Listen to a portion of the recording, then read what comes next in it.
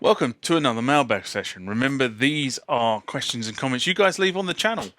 But before we get going on this session, remember, normal parish notices apply. So if you haven't subscribed to the channel, why not? Hit the subscribe icon. If you want to be notified when new content hits the channel, it's the bell icon's the one you need. If you like the contents of this video, give it a thumbs up. Consider becoming a member of the TMTG community. It's always a big mouthful. The address is down the bottom, as are the Facebook and Instagram tags. Go tag me over there. But now back to the video.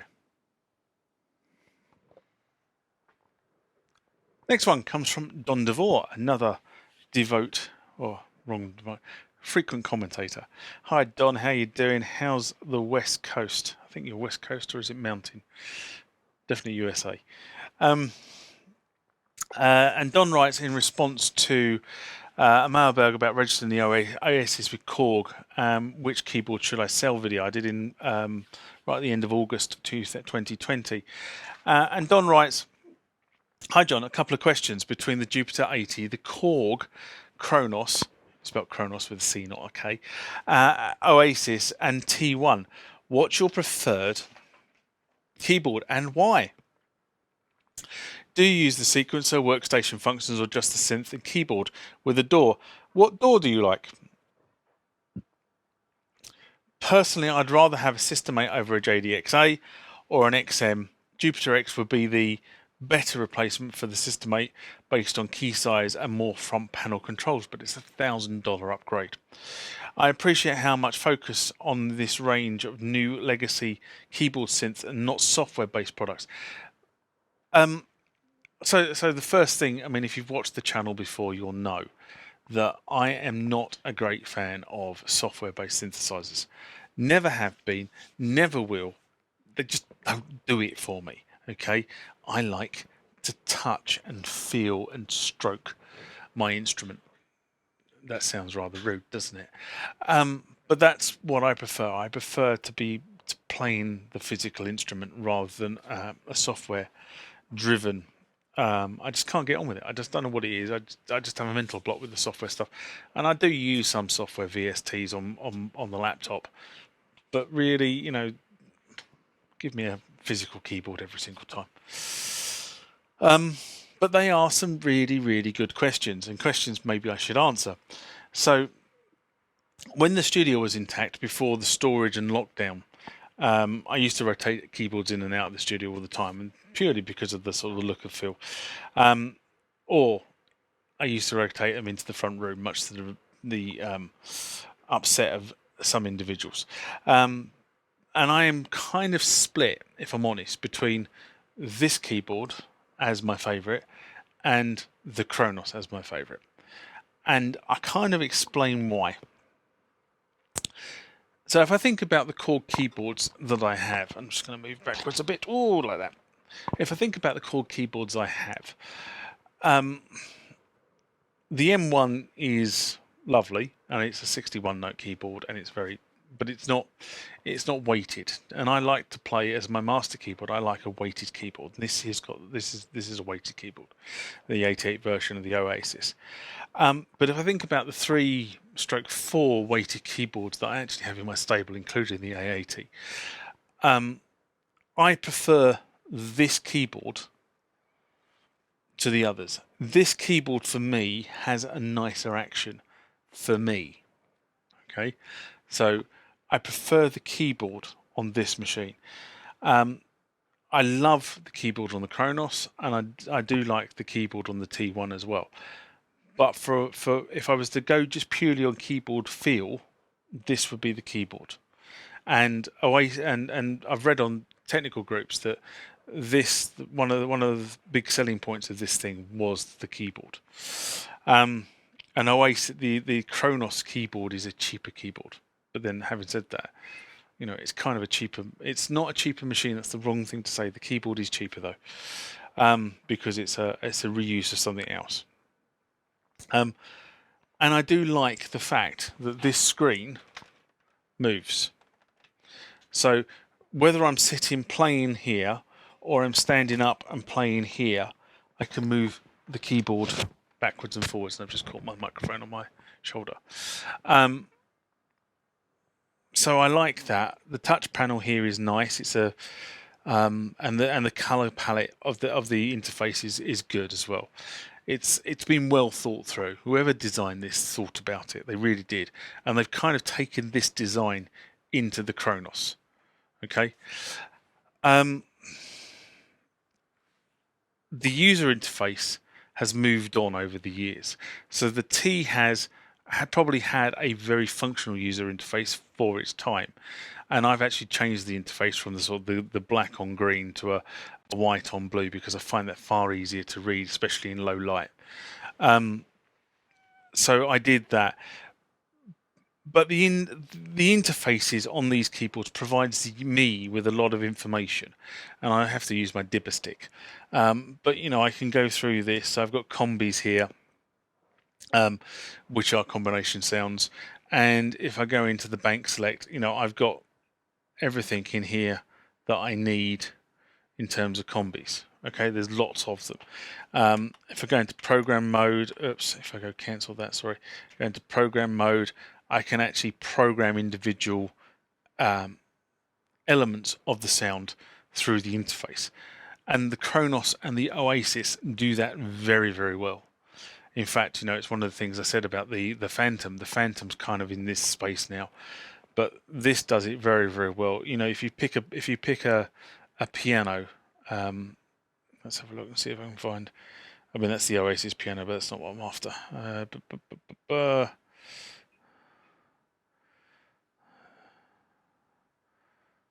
Organs.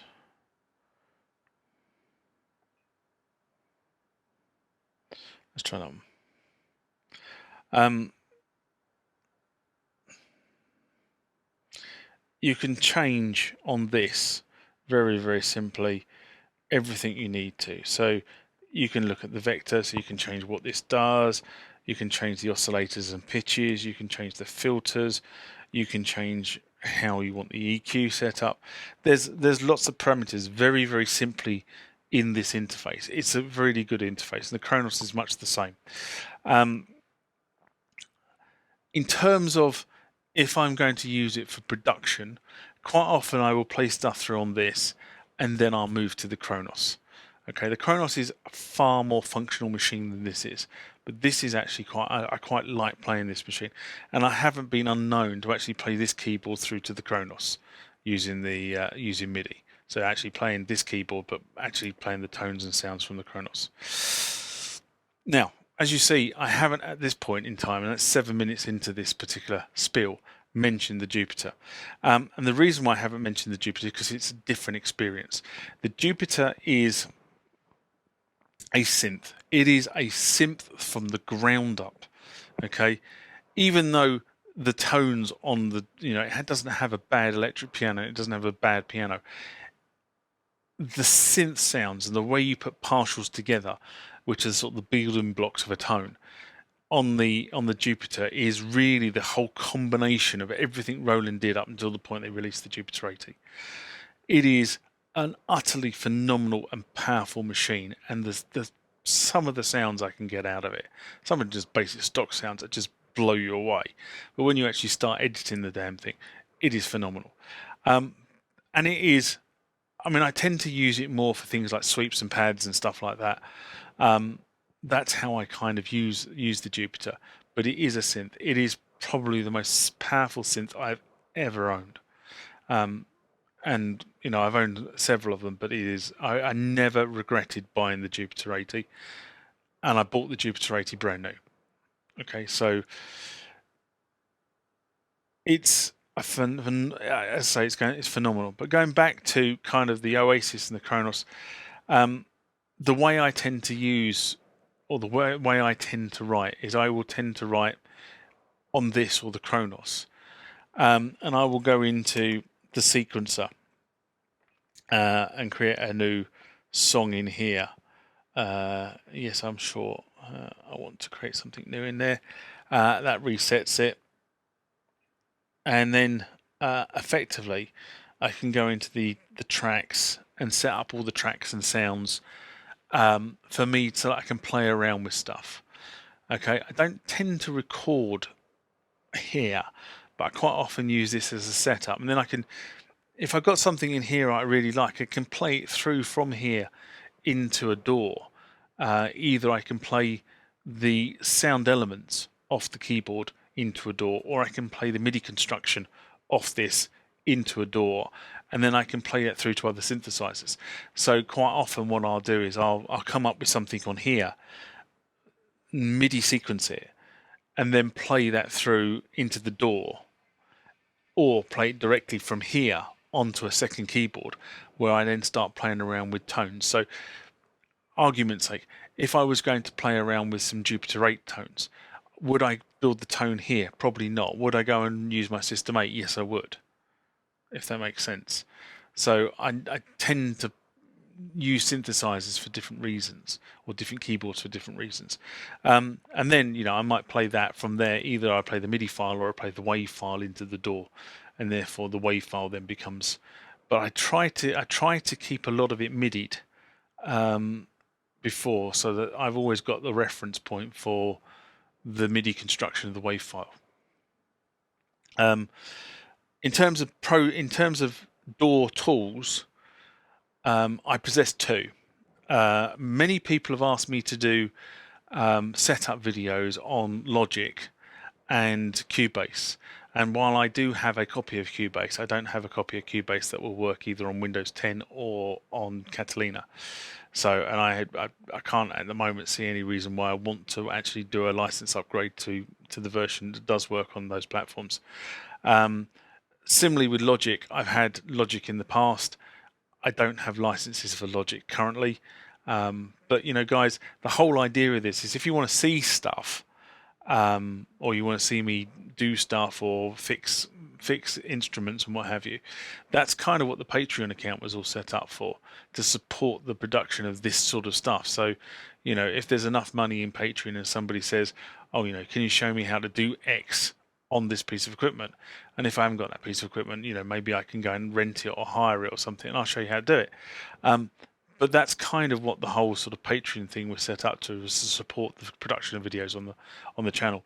But I kind of digress. But I have Pro Tools and Ableton, and I find that at the moment I'm using probably Ableton more than I'm using Pro Tools, purely because, and this sounds daft, I don't have to put the USB key in the side of the machine for Ableton I do for Pro Tools, which I've got to go and get the key. That's laziness really at its heart, if I'm honest. But I kind of find what I'm doing at the moment, it's sort of clip based and stuff like that, and Ableton's sort of more suited to that style of production. So, as I said, I tend to rough things up on this using the sequencer.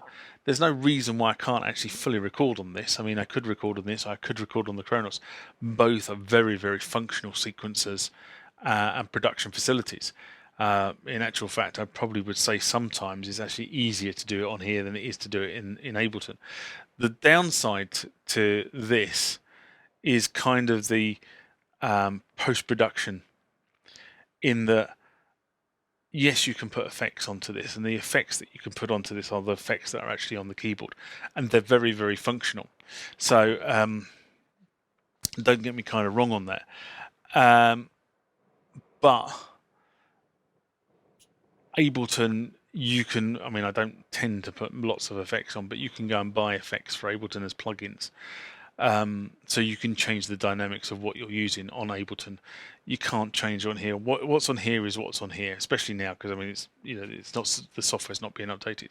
So what effects this thing does is what this thing does, and the Kronos is kind of similar. What it does is what it does, unless you want to go and buy some more packs for it.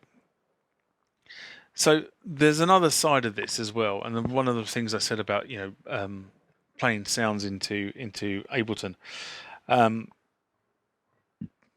I have some purist friends, okay, and they're kind of the opinion that you play the tone from the keyboard flat, no effects, as it comes, and then they put all the effects into the channel post recording.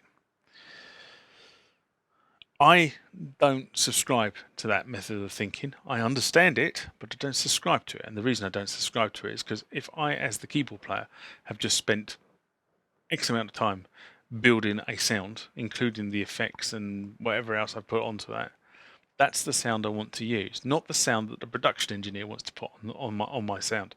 I do it all myself now, but back in the day, I've had really big rucks in studios with engineers, not necessarily over my stuff, but over people I was in the studio with, over their stuff, because they got this sound and they've got a guitar sound and they've got the right pedals in the mix and it sounds fantastic. And the engineer wants to record it dry and then strip it all out and then start putting it back on again. I understand the logic behind it, so don't people shout at me, but I'm kind of, if that's the sound they want, that's the sound they want, not the sound that the engineer thinks they want, which is similar, if that makes any sense, unless it's so balmy. You don't want to go down that route. Anyway, so I think that kind of answers sort of the whole keyboard thing. The DAW kind of complements what I do on my keyboards.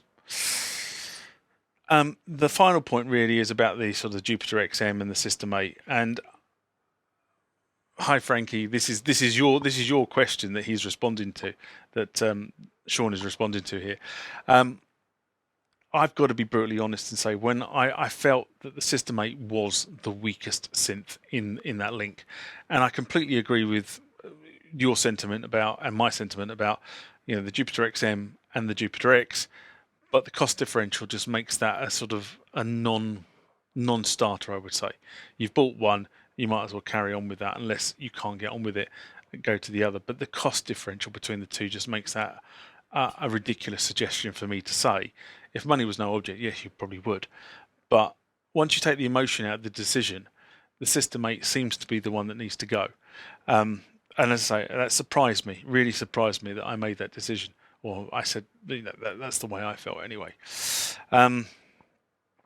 But, we are where we are. And Frankie, I know that you haven't got rid of your System 8 yet, but you do have a wave state. So I look forward to hearing your response on what the wave state gives you.